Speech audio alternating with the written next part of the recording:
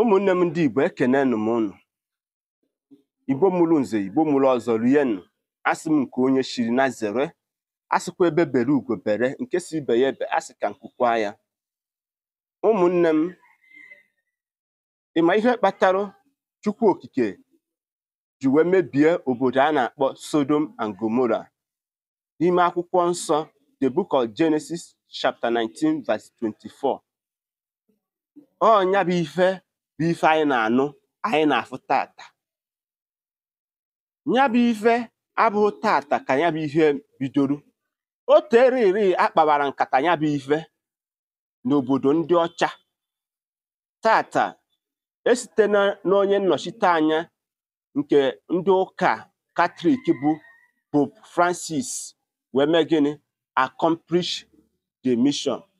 Mata n'oge gara aga, oge a na-enye Pope Benedict XVI nsogbu ka o mee gịnị? Ka o binye aka n'akwụkwọ maka ya bụ ife. Pope jụrụ ajụ, ọnya kpatara Pope ji wee mee gịnị?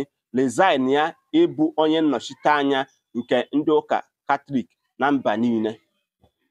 Ka m gwakwa gị nke ọzọ, oge former president of Nigeria bụ President Goodluck Ebele Jonathan, oge ọ nọ n'ọkwa ịdọ ndọrọ ndọrọ ọchịchị nke abụọ, nyam second tenure, oge President Barack Obama gwara ya ka o binye aka n'akwụkwọ maka ya bụ ife.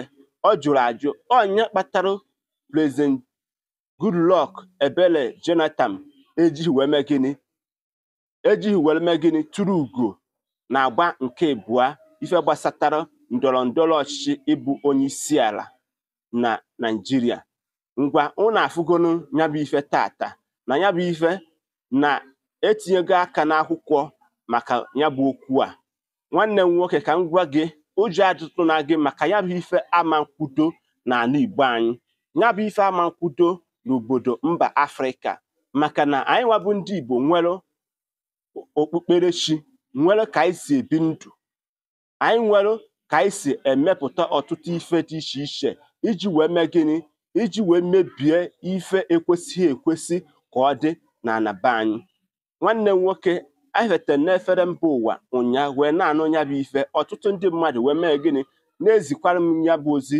Nwanne m, kedu ife i chere mpụtara m nke a? Ọ ga-amasị m ka ị tinyere m aka n'ozi edemede ma gwa m ebumnobi gị.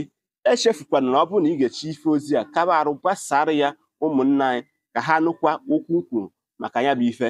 Gaa na my YouTube page ka ị were anya gị gbara onwe gị ife nkiri. Tinyere m akara subscribe, banyere m igwe ozi gị oge ọbụla m wejere ife ozi ka ị nwee ike iji egere ya. Aka mbụ onye nke gị bụ Mazi-UC. Cheta na ife anyị nọ bụ ebe bere ugo bere, nke si ibe ya ebe asị ka nkụkwa ya, maka ọdịmma ọdịnala, omenala na wulite mmadụ ibe anyị ka mma bụ Mazi-UC gbadoro ọkpa m. Ụmụnne m ndị Igbo anyị, ndewo.